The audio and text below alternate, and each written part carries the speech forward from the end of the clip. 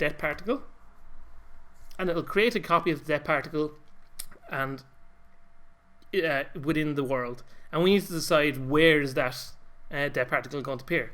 So where we wanted to do is where the player was when he gets killed. So we'll go player dot transform dot position, and that'll set the new det particle effect to the exact position the player was when he gets killed. And we also need to go player dot transform dot rotation, because you have to put a position and a rotation when you instantiate an object. You know, it's very important to remember that, because sometimes I forget that, but and it can create silly problems for you. But just remember, you have to have a position and a rotation when you bring a new object into a scene. So then we make that det particle, and then the player moves to the new checkpoint position, and what we want to do is instantiate the respawn particle effect.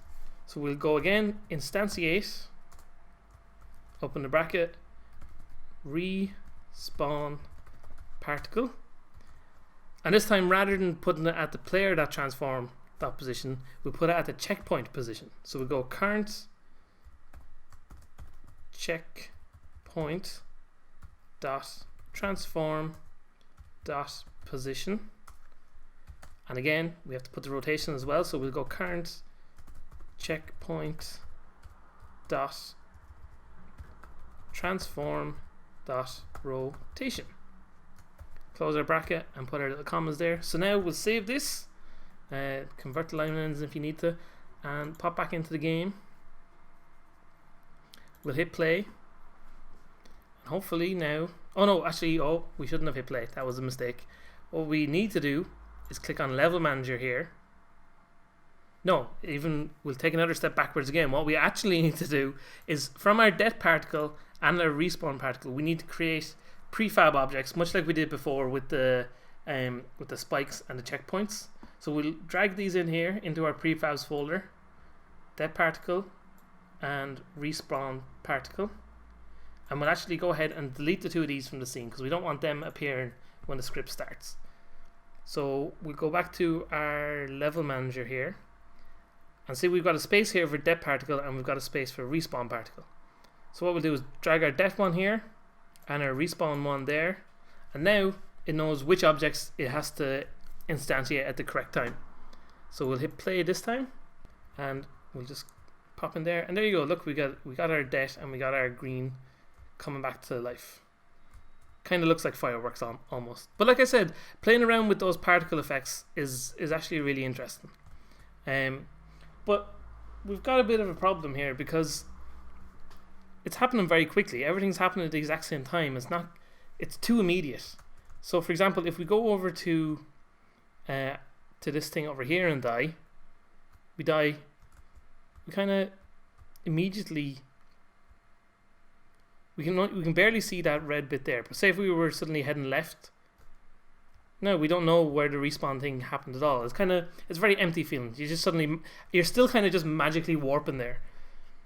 So what we're going to do is create a bit of a delay between dying and between respawn and back at the checkpoint.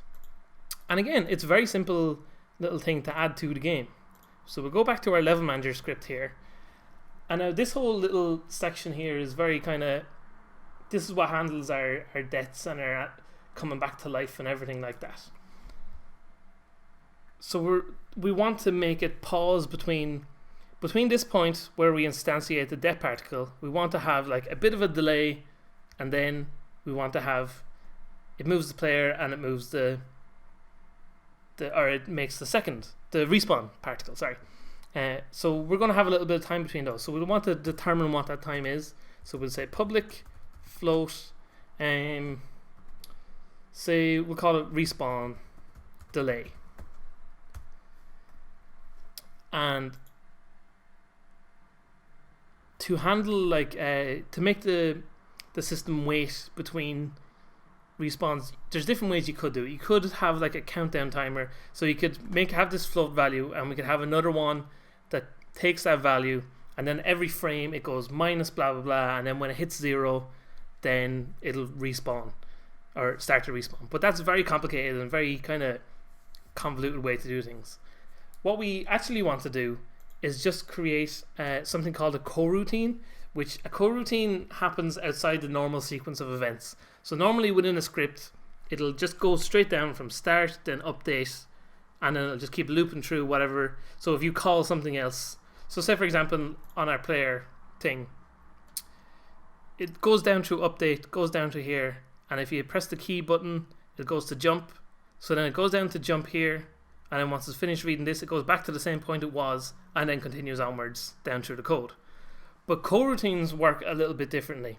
So say for example, with this little section here, it would get to the jump thing, and it would go down to jump to start processing that, but at the same time, it would also continue onwards down through the script. So this little bit of thing will be executed, and then rather than jumping back to the position it was, it would just finish executing this, and then it'll just stop. Which is what we want to do with our respawn player thing, because that operates outside on its own time loop then, and then we can put little pauses in between everything. So what we're going to do is create a coroutine here, and rather than the normal way of doing public void respawn player, for example, what we're going to do is something called public enumerator, and we're going to call this respawn player co. And it's just handy to add the co so that you remember this is a coroutine that you've made. It's just kind of helpful little information. It doesn't matter what you call it, as long as you don't call it the same name as respawn player. So inside here we're going to add all this code. So we're going to highlight it, hit Control and X, and paste it in there. And then when the respawn player is called, that's going to start the coroutine. So the way that works is we go start coroutine. Oh, if I could spell that would be okay. Coroutine, there we go. Open the bracket, and then we hit our quotation marks to start a string, and we want to copy this little thing so that you can type it in either, but just so you always get the exact right text, it's easier to just copy and paste it. So paste it in there and close our brackets, hit our commas. So now this will start the coroutine whenever the player dies. And so this is the point where we want to have a little bit of a delay added to the system. So we'll go at this point here, and we'll say yield return new wait for seconds. So this is the little system that will determine how long you should pause between getting killed and getting respawned. So